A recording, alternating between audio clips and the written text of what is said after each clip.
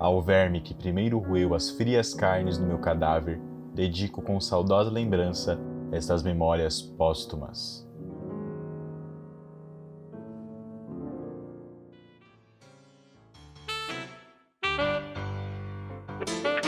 Podcast Literou. E aí, queridos estudantes desesperados, como anda a matéria atrasada? Meu Deus, nem me fale. Mas não tema, começa aqui o Literou, um podcast que vai te ajudar com a literatura e com os tantos livros que caem nas nossas amadas provas de vestibular. Então bora acessar com a gente. Eu sou a Gi. E eu sou a Camila, e a cada episódio a gente vai abordar tudo o que você precisa saber sobre determinado livro. Mas vem cá, Gi, o que é isso tudo? Boa pergunta. Pode abaixar a mão que a resposta já vem aqui. Vamos ter 3 diferentes momentos ou quadros por aqui. No primeiro, a gente vai te situar sobre o autor e um contexto geral da obra. Já no segundo quadro, a gente vai resumir a história do livro, mas bem rapidinho, porque aqui todo mundo já é muito dedicado e vocês com certeza também já leram o livro. A gente também vai ter análise dos principais temas tratados na obra, para você não perder muito tempo pensando naquela questão chatinha no meio da prova. E por último, para dar aquela descontraída, vamos fofocar. Descobrir todas as polêmicas que rolaram na época do lançamento do livro. Ai, eu adoro uma fofoca!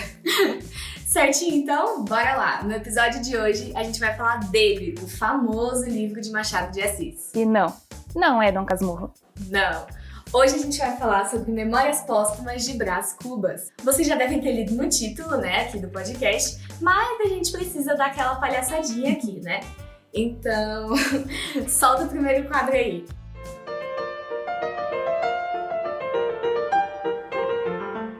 Nas entrelinhas.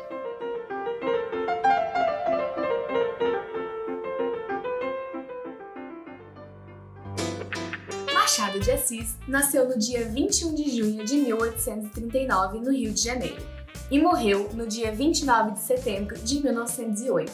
Além de ser escritor, crítico e também fazer vários outros trampos, ele foi um dos fundadores da Academia Brasileira de Letras. E vale ressaltar que apesar dele ter alcançado muito sucesso, tudo foi bem difícil. Drummond ficaria impressionado com tanta pedra nesse caminho. Machado era de família muito pobre e neto de escravos. Porém, com 17 anos ele já era um prodígio. Foi contratado como tipógrafo e revisor de imprensa na Tipografia Nacional e era o protegidinho de Manuel Antônio de Almeida, que era um importante escritor daquela época. Inclusive, foi Almeida que incentivou a carreira literária do nosso pequeno gênio. Pois é, Machado passou por diversos cargos em jornais e revistas da cidade, até lançar o seu primeiro livro de poesias, chamado Crisálidas, em 1864. Já em 1872, foi publicado seu primeiro romance, O Ressurreição. E Memórias Póstumas de Brás Cubas veio depois, em 1881, com uma proposta completamente diferente de todas as outras obras do autor. Bota diferente nisso, viu? O pessoal ficou tão de cara com esse pessimismo todo, com aquela conversa estranha de verme, que resolveram inaugurar o realismo brasileiro. Até porque, né, Machado de Assis já não podia mais sentar com os caras do romantismo.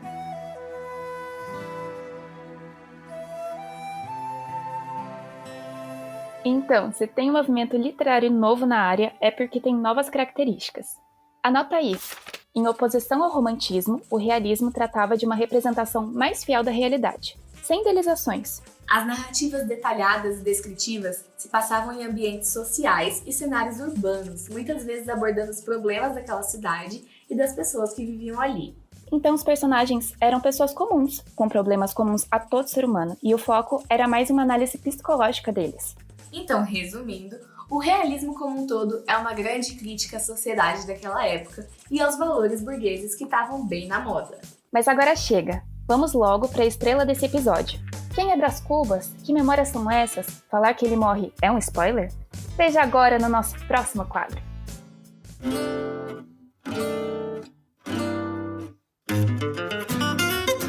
Quem conta um conto, aumenta um ponto.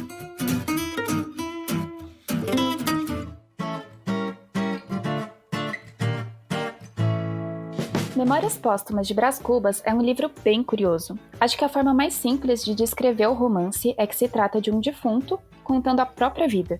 E é exatamente isso que vale a pena destacar. Durante o livro, é como se existissem dois Brás Cubas, um que viveu a vida e o outro que analisa ela no pós-morte. Esse segundo é o tal do defunto autor que tanto se fala por aí. E é desse jeito mesmo que Machado de Assis constrói a história. Tipo você, quando vai contar pra sua avó que manchou aquela camiseta linda que ela te deu de aniversário, que inclusive teve um bolo de nozes maravilhoso, que a gente precisa encontrar o telefone de novo daquela mulher que faz. Por onde será que ela anda, meu Deus? Isso. É desse jeito mesmo. Desde criança, Brás Cubas já era um burguês safado e um menino diabo. Até tinha um escravo chamado Prudêncio como seu brinquedo de estimação. Nossa, mas que pesado. Pois é, mas a gente tem que lembrar que a história se passa do primeiro ao último reinado, durante o período da escravidão, então coisas assim eram normais na época. O Machado de Assis, inclusive, vai retratar isso de maneira bem crítica durante toda a obra. Já na juventude, o Brás teve seu primeiro amor, a Marcela. Acontece que o pai dele ficou bem pistola com essa história, porque ele gastava rios de dinheiro com a crush, e aí ele mandou o filho para estudar Direito em Coimbra. Essa viagem foi como um rito de passagem para ele, que agora era um adulto. Mas se você acha que depois disso Brás Cubas tomou jeito, é aí que você se engana. Mesmo com um diploma de advogado, ele ainda gozava dos privilégios dos mais ricos do país, e não precisava realmente trabalhar. Quando ele voltou pro Brasil, nessa vibe super folgadão, ele conheceu uma pretendente, mas ela era coxa. Eugênia era linda, um pitelzinho, mas era coxa. Brás Cubas acaba não se casando com ela, porque ela é coxa, e não poderia lhe ajudar a conquistar o futuro político que ele e o pai tanto desejavam. Um pouco depois, Brás se apaixona por Virgília, uma moça que acaba se casando com Lobo Neves, que não se contentou só em ser talarico e também acabou roubando o cargo de deputado de Brás Cubas. Olha, mas só aqui entre a gente, hein? O Brás e a Virgília bem que continuaram tendo o casinho romântico deles. Eles tinham até uma casinha que eles iam pra namorar. Então, continuando, no meio de muitas falcatruas e aventuras, todas com o objetivo de alcançar o famoso emplasto Brás Cubas, que iria... Peraí. O que é esse tal do emplasto? Então, Machado de Assis, com todo o seu pessimismo, colocou no Brás Cubas essa ideia fixa de produzir um emplasto, um tipo de medicamento que aliviaria todas as melancolias da humanidade. Era o maior objetivo da vida dele, mas não pelos motivos certos. Brás não estava nem aí para o bem-estar da sociedade. Ele queria mesmo ter o nome estampado em todas as caixas, ficar famosinho e entrar para a história.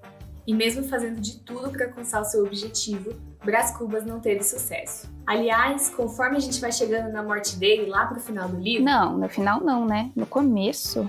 Putz, é verdade. Ah, mas no final também. Até no meio do livro. Enfim, acho que deu para entender, né? O último capítulo é o das negativas, como diz o próprio narrador. Brás Cubas não foi advogado. Ele também não foi ministro. Definitivamente não alcançou a celebridade do emplasto. Não se casou, não teve filhos. Não transmitiu a nenhuma criatura o legado de nossa miséria. Nesse capítulo, em menos de uma página, Machado de Assis levanta a pergunta de R$1 milhão. Quantos personagens são realmente felizes no livro? Pois é. A Virgília vive com um marido que não ama e perde um filho. Dona Plácida, que ajudou Brás e Virgília a esconderem seu caso, vivia de favores, perdeu tudo e morreu. Eugênia é coxa e discriminada pela sociedade. Eulália, a última pretendente de Brás Cubas, morre antes mesmo de se casar, aos 19 anos. Para vocês terem uma noção, no livro há 13 mortes ao todo. Esse é o realismo retratando fielmente a realidade. Também no livro é muito forte a ideia de uma visão determinista. Por exemplo, a Marcela é gananciosa, interesseira e continua a ser durante toda a sua vida. Não é à toa que ela amou Brás Cubas durante 15 meses e 11 contos de réis. Além disso, também não é à toa que essa frase é um eufemismo tão famoso. Essa figura de linguagem, junto da ironia, é uma das marcas registradas de Machado de Assis, principalmente quando se diz a respeito a Marcela, que era uma prostituta de luxo. Porém, na obra não existe nenhuma menção a isso. Cabe ao leitor captar essas referências. Outro exemplo do determinismo na obra é o caso de Prudêncio, o escravo que servia de brinquedo de estimação de Brás Cubas. Na vida adulta, já livre, ele tem seus próprios escravos e repete com eles tudo o que sofreu. O determinismo fatalista de Machado de Assis não se restringe a uma raça ou ambiente, ele se refere a todos os seres humanos. Prudêncio, mesmo tendo sido maltratado quando ainda era escravo, maltratava os outros quando vira senhor. Bastante coisa, hein? Mas além de tudo isso, eu gosto bastante mesmo de como a gente vai tendo uma conversa com o Brás Cubas enquanto tá lendo o livro. Sim, ele até chega a falar que a gente é o maior defeito da obra. É muito legal como ele comenta a própria narração, porque dá pra gente parar pra pensar, tipo, será que foi assim mesmo que aconteceu? Porque aí a gente só tem a perspectiva do próprio Brás Cubas. Exatamente! Então, resumindo, a gente tem subjetividade, pessimismo, determinismo e ironia. Anotou aí? Porque agora a gente vai relaxar. Pega uma pipoquinha, chama aquela sua vizinha que adora uma fofoca, porque agora é hora do Casos de Leitura.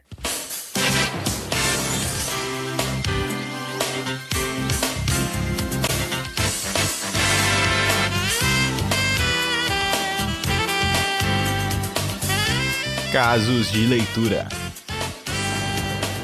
E o programa de hoje traz uma revelação bombástica. Teve gente aí que ficou se doendo com a surra de inovação que foi esse livro novo do nosso Machadão. Ai, gente, aceita que dói menos, né? Romantismo não tá com nada. Pois é. Mas em uma exclusiva que conseguimos direto dos arquivos da revista Gazetinha, um tal de UD, que claramente não quis se identificar para não ser cancelado, escreveu o seguinte: A obra do Sr. Machado de Assis é deficiente na forma, porque não há nitidez, não há desenho, mas bosquejos. Não há colorido, mas pinceladas ao acaso. Ai, gente, vale lembrar que o Machado de Assis fazia vários outros trampos além de escrever, mas ele não era pintor, não. Pintar não era a praia dele, não. O nosso conselho de hoje, para você que concorda aqui com essa crítica, é para ir comprar um livrinho de colorir, viu? É ótimo. Jardim Secreto alivia o estresse, que é uma beleza. Mas apesar dessa crítica e de outras no mesmo estilo, nosso Machadão era uma princesa e levantou a cabeça para não deixar a coroa cair. Isso aí, Memórias Póstumas de Brás Cubas influenciou vários escritores famosos e é considerado um dos livros mais revolucionários da literatura brasileira. A obra manteve sua relevância até os dias de hoje, ganhando adaptações para diversas mídias e traduções para mais de 10 línguas. E mais importante ainda, o livro possibilitou que a gente começasse o projeto do Literou, o podcast que vai te ajudar com a literatura, todo mês falando de um livro diferente para você cestar, mas sem esquecer dos estudos. O episódio de hoje vai ficando por aqui, mas vamos deixar vocês com 2 indicações maravilhosas, porque a gente sabe que vocês já estão morrendo de saudades do nosso queridinho Brás Cubas. Para você que quer um recap do livro, recomendamos a adaptação audiovisual Memórias Póstumas, de 2001. E para você que curtiu aquele cara que aparece do nada roubando o relógio do Brás Cubas, falando umas groselhas, a gente tem um livro só dele para você aproveitar. Vale a pena a leitura de Quincas Borba, também escrito por Machado de Assis e publicado em 1891. É isso, meus queridos vestibulandos desesperados. Eu sou a Gi. E eu sou a Camila, e a gente agradece por ter passado esse tempinho com a gente. Bons estudos, não surte e até a próxima!